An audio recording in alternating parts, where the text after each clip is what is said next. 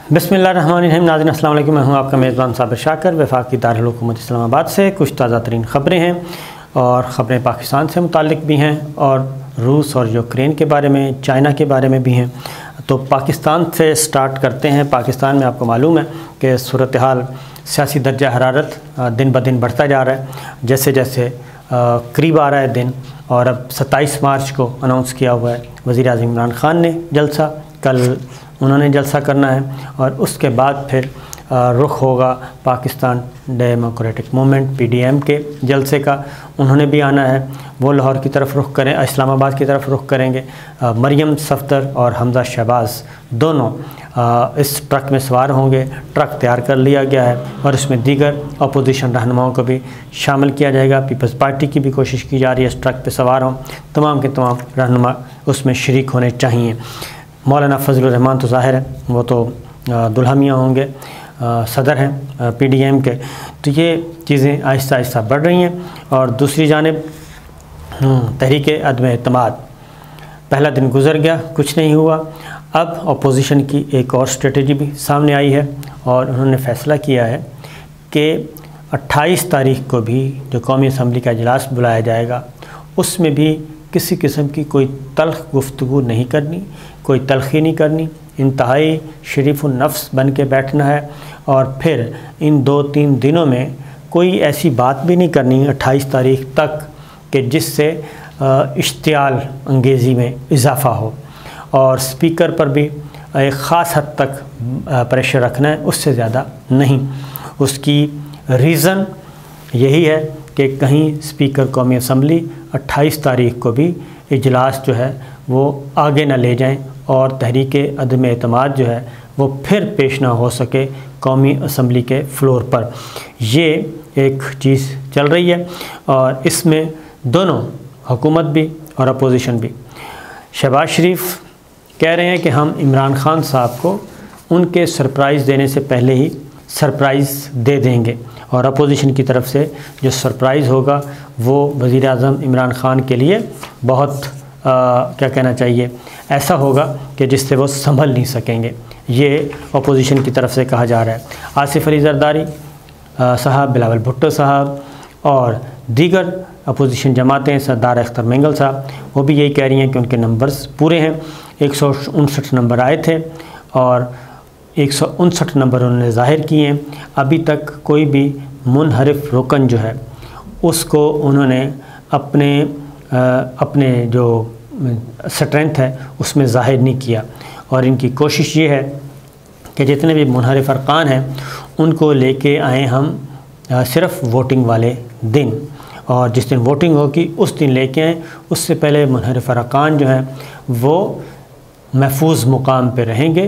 कुछ 5 stars hotel में हैं, कोई कहीं हैं, कोई कहीं हैं, उनको हम ज़ाहिर नहीं करेंगे। जबकि गवर्नमेंट जो है वो अभी तक सोच विचार में है और स्पीकर कौमी असम्बली जो हैं वो भी अपने तमाम इख्तियारात इस्तेमाल करने के मूड में नज़र आते हैं। वो आखिरी हद तक, गवर्नमेंट आखिरी हद तक जाएगी और आखिरी ऑप्शन तक इस्तेमाल करेगी कि अगर पार्लियामेंट से बाहर बात नहीं बनती और मुज़ाकरात कामयाब नहीं होते और अर्ली इलेक्शन पे भी समझौता नहीं होता तो फिर ऐसी सूरत में फुल ताकत दिखाई जाएगी हुकूमत की तरफ से। तो ये एक चल रहा है और इसके साथ साथ कुछ अरकान जो हैं वो वापस भी आना शुरू हो गए हैं। जो 14 अरकान पहले नंबर पे आए थे, पहली दफ़ा मंजूर-ए-आम पे आए सिंध हाउस, और उसके बाद उसमें एक रुकन अहमद हसन डहड़ भी थे और उनका भी, उनकी वीडियो बयान भी आया था कि वो नाराज़ हैं और वो नहीं देंगे वोट, तहरीक अदम एतमाद के हक़ में आएंगे। तो वो पहुंच गए हैं और वो कौमी असम्बली के इजलास में भी पहुंचे और उन्होंने आके बता भी दिया कि उनके 5 मुतालबात हैं और अगर वो सारे मुतालबात पूरे हो जाएं तो वो अदम एतमाद के ख़िलाफ़ वोट देंगे।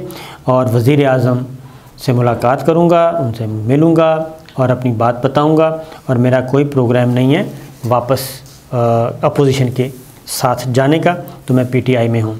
इसी तरीके से जो 14 में से हुकूमत का जो क्लेम है वो है कि कुछ 7-8 मेंबर्स वापस आ चुके हैं। तो 7-8 मेंबर्स वापस आ चुके हैं, कोई 4-5 रहते हैं, वो कहते हैं वो भी जल्दी आ जाएंगे, लिहाजा हमें कोई ख़तरा नहीं है। तो मेरे पास जो इत्तलात हैं जी वो अभी तक ऐसी हैं कि जब तक इत्तेहादी जमातें खुल कर ऐलान न कर दें, मामला जूं का तूं है। अब एक और ख़बर, chief justice of Pakistan justice Umar Ata Bandial साहब, वो काफ़ी फुल कोर्ट रेफरेंस था। जस्टिस काजी मोहम्मद अमीन साहब रिटायर हुए हैं कल, उनके एजाज़ में फुल कोर्ट रेफरेंस था, और उस फुल कोर्ट रेफरेंस के मौके पे chief justice of Pakistan justice Umar Ata Bandial साहब ने कुछ गुफ्तगू की, और उन्होंने जस्टिस काजी फ़ाइज़ ईसा का नाम नहीं लिया, लेकिन उनका नाम लिए बग़ैर ही काफ़ी कुछ उन्होंने कहा है। उसकी रीज़न ये है कि सदारती रेफरेंस जो चल रहा है इस वक्त सुप्रीम कोर्ट में, उस पे एक लार्जर बेंच तश्कील दिया गया। उस लार्जर बेंच पे एतराज़ उठाया जस्टिस काजी फ़ाइज़ ईसा साहब ने, और जो एतराज़ी ख़त लिखा गया उस ख़त को वो मीडिया तक भी पहुंच गया, और वो मीडिया में भी शाया हुआ और सोशल मीडिया पे भी दस्तयाब रहा। तो उस पे इंटरनली तो कोई पता नहीं कुछ किया है या नहीं किया, उसका क्या जवाब दिया, लेकिन जस्टिस उमर अता बंदयाल साहब ने full court reference open court में बातें की, और उन्होंने वाज़ेह तौर पे ये कहा कि जनाब बेंच तश्कील देने का इख्तियार हमेशा से चीफ़ जस्टिस का रहा है, 20 साल से यही हो रहा है, अगर किसी को तकलीफ़ है तो आकर बात करे, इदारे की बातें बाहर करने की ज़रूरत नहीं। और उन्होंने कहा कि घर की बात घर में रहनी चाहिए, हम तो बिरादरी की बात भी बाहर नहीं करते। और उन्होंने फिर रजिस्ट्रार सुप्रीम कोर्ट पे जो एतराज़ उठाया था उसका जवाब दिया। उन्होंने कहा कि ये तकर्री बेहतरीन अफसरान में से की गई है, और रजिस्ट्रार कानून का भी इल्म रखते हैं और इंतज़ामी अमूर का भी, तो क्या आप चाहते हैं कि इंतज़ामी काम भी मैं करूं, यानी कि चीफ़ जस्टिस करें। और जस्टिस उमर अता बंदयाल साहब ने पाकिस्तान बार कौंसिल के जो अमूमी इल्ज़ामात, उनको भी कहा कि जजेस को सरकारी मुलाजम कहने पे उन्होंने कहा कि जजेस को सरकारी मुलाजम कहना इंतहाई गैर मुनासिब है। और उन्होंने कहा कि तनकीद फ़ैसलों पे की जाए, जजेस की ज़ात पे नहीं, और जजेस ख़ुद पर लगे इल्ज़ामात का जवाब नहीं दे सकते। अवाम में जो कुछ भी कहा जाता है वो सिर्फ मीडिया के लिए है, सुनी सुनाई बातों की मीडिया पर, सोशल मीडिया पर इल्ज़ामात ना फैलाए जाएं। तो ये जस्टिस काजी फ़ाइज़ ईसा साहब का जो ख़त था उसका उन्होंने जवाब दे दिया ओपन कोर्ट में।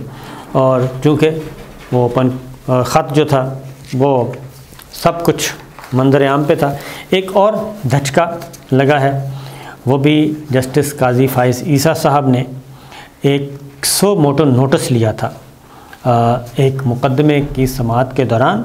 Press association of supreme court, यानी कि जो कोर्ट रिपोर्टर्स हैं उनके एसोसिएशन की तरफ से जस्टिस काजी फ़ाइज़ ईसा साहब ने अज़ खुद नोटिस ले लिया और उस पर नोटिस वोटिस इशू किए। तो जब फर्स्ट हेयरिंग के बाद ये मामला चीफ़ जस्टिस ऑफ पाकिस्तान के पास आया, उन्होंने इसको टेकअप किया, और उसमें फिर जस्टिस मुनीब अख्तर, उस वक्त फ़ैसला महफूज हो गया था, जस्टिस मुनीब अख्तर ने 14 सफ़हात पर मुश्तमिल फ़ैसला तहरीर किया है, जिसमें उन्होंने चीफ़ जस्टिस काजी फ़ाइज़ ईसा साहब का लिया गया अज़ खुद नोटिस वापस ले लिया सुप्रीम कोर्ट ऑफ पाकिस्तान ने, और ये भी वाज़ेह किया, हुक्म सादर किया कि किसी बेंच को अज़ खुद नोटिस लेने का इख्तियार नहीं। बेंच चीफ़ जस्टिस को नोटिस लेने की सिफारिश कर सकता है, ख़ुद सो मोटो नोटिस नहीं ले सकता। सो मोटो का इख्तियार सिर्फ चीफ़ जस्टिस इस्तेमाल कर सकते हैं। बेंचेस के नोटिस पर समाअत चीफ़ जस्टिस के तश्कील करदा बेंच ही कर सकते हैं और करेंगे। कोई बेंच अज़ खुद किसी को तलब कर सकता है और ना रिपोर्ट मंगवा सकता है, इसके लिए चीफ़ जस्टिस ऑफ पाकिस्तान की मंजूरी लाजमी है। जस्टिस काजी फ़ाइज़ ईसा का ख़ुद से मुताल्लिक मिस रिपोर्टिंग का मौक़िफ़ सहाफ़ियों और वीलॉगर्स की बेइज्जती है। अदालती कार्रवाई बराह रास्त दिखाने का मामला चीफ़ जस्टिस को भेजा जा रहा है। ये है जनाब मामला जो कि सुप्रीम कोर्ट के अंदर। उसकी मैं एक बता दूं कि जो साबिक़ चीफ़ जस्टिस है गुलजार अहमद ख़ान साहब, वो ज़रा थोड़े से हम्बल आदमी थे और वो इतने सख्त गिर नहीं थे, ख़ास तौर पे विद इन इंस्टीट्यूशंस। लेकिन चीफ़ जस्टिस उमर अता बंदयाल साहब जो हैं वो हिसाब विसाब नहीं रखते, वो बराबर साथ साथ करते रहते हैं। और यही वजह है कि ये दोनों मामलात सामने आ गए और उन्होंने जस्टिस काजी फ़ाइज़ ईसा साहब को वाज़े तौर पे नाम लिए बगैर ओपन कोर्ट में उस वक्त कहा जब उस फुल कोर्ट रेफरेंस में उनकी भी शिरकत थी। तो ये मामलात चल रहे हैं। इसके बाद ही एक और बात भी सामने आपको लाते हैं कि रूस यूक्रेन जंग में काफ़ी मामलात आगे बढ़ गए हैं और ये जंग शिद्दत इख्तियार करती जा रही है। यूक्रेन ने भी रूस का भारी भरकम नुकसान किया है और रूस का एक बहरी जंगी जहाज़ तबाह किया है, 2 जहाज़ों को नुकसान पहुंचाया है। और इस की जो डिटेल्स गैर मुल्की ज़राए इब्लाग दे रहे हैं उसके मुताबिक रूस के ज़ेर कब्ज़ा शहर बर्जेस की बंदरगाह पर रूसी जंगी जहाज़ खड़ा था, उसको तबाह किया गया है। और इसमें फ़ौजी असलहा और फ़ौजी साजो सामान था। इसमें 20 टैंक्स थे, 45 बख्तरबंद गाड़ियाँ थीं, 400 फ़ौजियों की गुंजाइश थी। तो ये सारा कुछ तबाह किया है और रूस ने इस जहाज़ की तबाही के बारे में कोई रद्द अमल नहीं दिया, जबकि यूक्रेनी फ़ौज के जो वज़ारत दिफ़ा है वो बाकायदा इस हमले की तफसीलात जारी कर चुके हैं। इसका मतलब वाज़ेह है कि जो असलहा आ रहा है अब मिलना शुरू हो गया है यूक्रेन को और अब यूक्रेन जो है वो जवाबी कार्रवाइयाँ शुरू कर रहा है और आहिस्ता आहिस्ता बढ़ रहा है। एक और ख़बर जाते जाते दे दें जी कि एक ख़तरनाक झड़प हुई है पाक अफ़गान बॉर्डर पे परसों, और उसमें कुछ दहशतगर्द अनासर थे वो पाकिस्तान की हदूद में दाखिल होना चाहते थे, जिसको पाक फ़ौज ने, मुसल्लह पाक अफ़वाज ने उसको रोका और उनकी दखलंदाजी, उनकी दरअंदाज़ी को रोका और भारी जवाब दिया, जिसके नतीजे में हमारे 4 जवान जो हैं वो अल्लाह को प्यारे हुए और अपनी जानें उन्होंने वतन पे क़ुरबान की। और उसमें जो दहशतगर्द हैं उनको भी भारी भरकम नुकसान हुआ और वो पाकिस्तान की हदूद में दाखिल नहीं हो सके। ये वो इत्तलात हैं जो कि इस वक्त भी मुल्क में ऑलमोस्ट एमरजेंसी नाफिज की गई है। सिक्योरिटी ख़तरात मौजूद हैं और हमारी अहम तनसीबात को निशाना बनाया जा सकता है। इसीलिए ख़ास तौर पे वफाकी दारुल हुकूमत इस्लामाबाद और बड़े शहर जो हैं कराची है, लाहौर है, पेशावर है, इन पे अलर्ट्स जारी हैं कि जनाब ख्याल रखें, कोयटा है कि कुछ भी हो सकता है।